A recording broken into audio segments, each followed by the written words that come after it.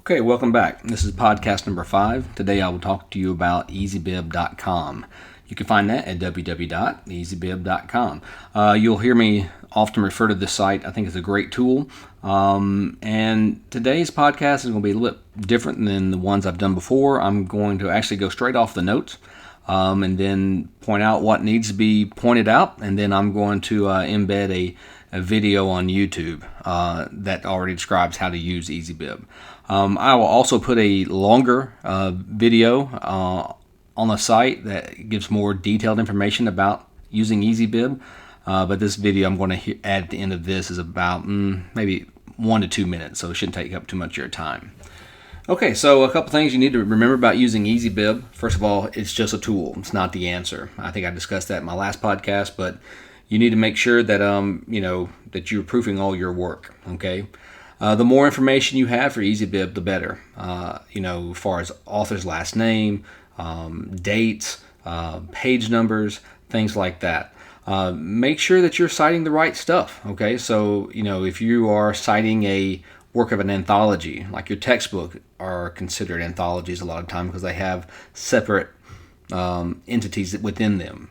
So if you were citing a short story from your textbook, you'd want to cite the author of that textbook. You would want to cite the author of that short story, not the textbook. But you want to list the editors of the textbook. Okay, so you need to make sure you know how to do that. So just make sure that you are giving credit to where credit is due. Okay, so while EasyBib, you can go as a guest anytime you want to, I highly recommend that you actually join EasyBib, and it's free. That way you're able to save projects and able to go back to them. You'll wish you did this at the end of the semester when you have to do your research and you've already done some research in that area and you're like, oh, I wish I had that information from my last paper. Well, it should be stored right there, and so you can move entries from one project to another. Okay, but if you join EasyBib, make sure you are not paying unless you want to. But I would not recommend that you do this. MLA is free. However, the APA and Chicago style section of EasyBib does cost money.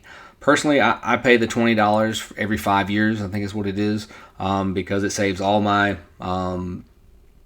information over what I've done and worked on for the last 5 years, whether it's MLA, APA, Chicago style, Harvard style, whatever the case may be.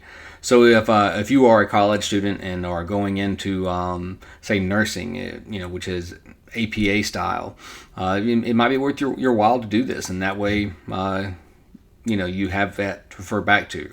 Again, it's not required. Definitely you can do it for free, no issues there. Okay, so make sure you know what an ISBN number is, ISBN, and so what we're looking there is the ISBN number. It is the International Standard Book Number. Okay, and there are usually 2 of them, and it's right above the barcode on the back. If your book is modern enough to have a barcode, getting a book from the library may not be so modern. Like I doubt Scarlet Letter is going to have a barcode on it. It might at a bookstore, but the hardback at a library may not. Anyways, there's 2 numbers. One's 13 digits and one is a 9-digit. I would always use the 13-digit number. This example here does not actually have a 9-digit in it, but a lot of textbooks do. But EasyBib will not recognize, in most cases, the 9-digit number. Okay, and then you go to the DOI. The DOI is what is called the digital object identifier, and this comes with articles and journals, especially when we get into databases. When you get into databases such as Magnolia, it is a great tool. It tells you that source has been vetted. Anything that has a DOI number is legit and it is solid. But if you don't have one, it's optional at this point, but you may run into courses down the road that will require DOI numbers on the sources you employ into your research. A little bit of free chicken here for you is that EasyBib has a free app. It's made for iPhone and Android operating systems. All you have to do is when you download this app is you find the barcode on the back and you open the app, and then the camera will pop open, and you grant it access, and it will just scan that barcode and do all the work for you. It's actually true magic if you're able to do this. I use it all the time. It is a great free app, and I really recommend that you get it. Okay, so when you get in there, so you need to make sure that you know how to cite a database and a digital file. And what is a digital file? Well, digital files are those PDFs we discussed in the last podcast, or even PowerPoints. Make sure that you are not listing PDFs as websites. Even though you may have gotten it from the website, you have to cite it as a digital file, and it will ask you the source, and you provide the URL and all that good stuff. So just make sure that you know how to do that. And I will also add in there real quick is that, what I just said on the notes, let me add that real quick so you can make sure you know how to cite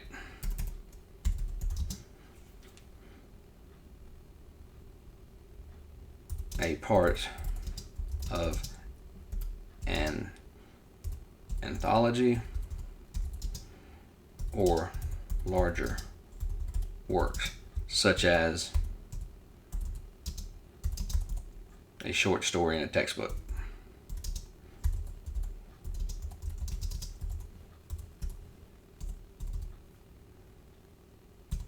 There we go. Okay. Also, you will have the option when you get into citing this, it will ask you whether or not you want to display the URL. You always want to select yes on that. By default, EasyBib will not do this. By default, it will not show the URL, but I require the URL to be in all online entries. All online entries. So, So when you do an online entry, just you have to select that manually every time. So make sure you're doing that. Okay, now the export function of EasyBib is a huge benefit. It's probably the best feature of the entire website. And it will automatically put it into Google Docs for you or Microsoft Word. Make sure you choose which one you're using. I hope you're using Google Docs. So before you export, though, make sure you're proofreading misspellings, capitalization, punctuation, and so forth. And then after you export, just don't assume that it's correct. You got to add that page number. Make sure the capitalization is correct. Go back and check spelling again. Spacing, you want to check that. Relook at punctuation, and make sure the font is the same as the font of your essay, which it should be 12 point Times New Roman. And it should be double space. It does it automatically. It works perfect for me. Sometimes students have difficulty with that.